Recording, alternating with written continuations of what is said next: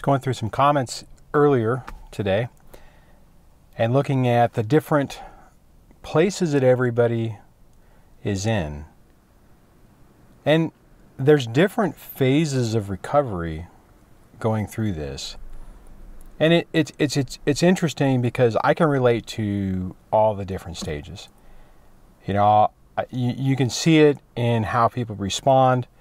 You know, some people, although I don't get too many trolls or anything, but every once in a while there'll be somebody who posts something that's really, you know, anti-dad or thinking that this channel, I mean, it's obvious that they don't understand what the channel is, but what is apparent is that they're really early in the process. So they're really still angry at their ex, or they're angry at, you know, the fathers in general, which is typically the ex. And you can see it by the comments. You can see that, you know, they're just projecting that every group is in a certain way.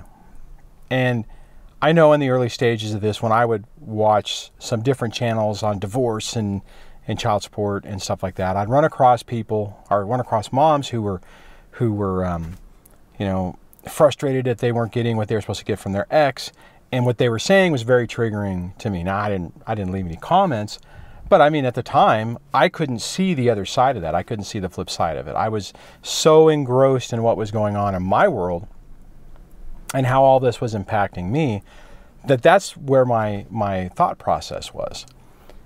And you change as you go through this. You know, I mean, you're gonna have those initial phases where you are just super angry at your ex and at the system, and you're gonna feel like you're never going to be able to get beyond that anger and that feeling. I know, that's the way I felt. The thing is as you progress through this, you know, you change. You learn more, you put things into perspective, and then your emotions surrounding the situation change. It isn't that you forget, it isn't that you just let it, well, you kind of let it go. You know, you don't forgive them, you don't, you know where you came from, but those emotions aren't as strong. They're not as poignant or potent. Maybe that's a better word. And it's tough because, you know, I would really love to help everybody.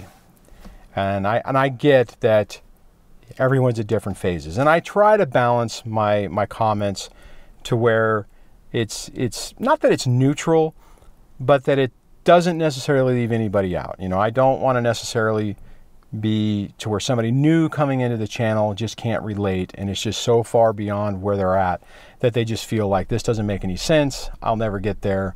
That's not my life. That'll never be my life, and that type of thing. So, you know, and then conversely, I don't want it to be so focused on the new part that the people who are farther along are just like, yeah, okay, I'm tired of hearing the same thing. It's really tough because everyone is going to have their own personal process that they go through. And some people it's short, some people it's longer, some people it's more angry, some people it's more sad. Everyone's story is a little unique. There's a lot of similarities in all of our stories and all of our progression, but everyone's path is going to be a little bit different to get to where they need to be. But that's okay, right? If you're having a hard time with this, you know, you don't need to feel like, oh my God, I'm never going to get through this. I'm trapped in this, and all these other people are different because they're able to get through it. No, most of everyone on this channel, especially who's farther along, has felt the exact same way.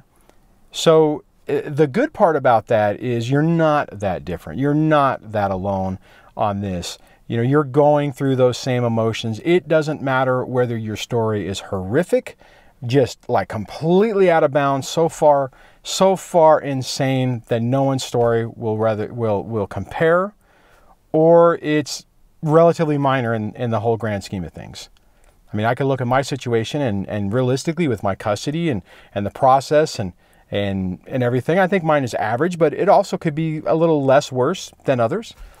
I mean, in other ways, I mean, I've talked to a friend of mine who his ex ran off with his kids, and after they were like 3 or 4 years old, he never saw them again. They're now 18. He's never seen them. And in talking with him, his story to me feels just catastrophic. I'm like, oh my God, I don't know how I could have dealt if my ex would have just disappeared off the face of the earth and I was no way I could find her and I never saw my kids again. Conversely, his opinion is my situation is worse than his, right? So everybody's story is a little bit different. However, our pain, I believe, is exactly the same. I think the people that have it minor or horrific all feel that same level of trauma and just despair that everyone else feels.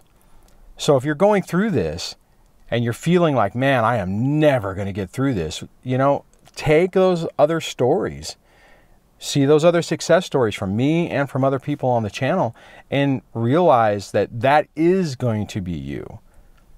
That is going to be where you're going to be, maybe 6 months from now, maybe 2 years from now. It's hard to say what the time frame is.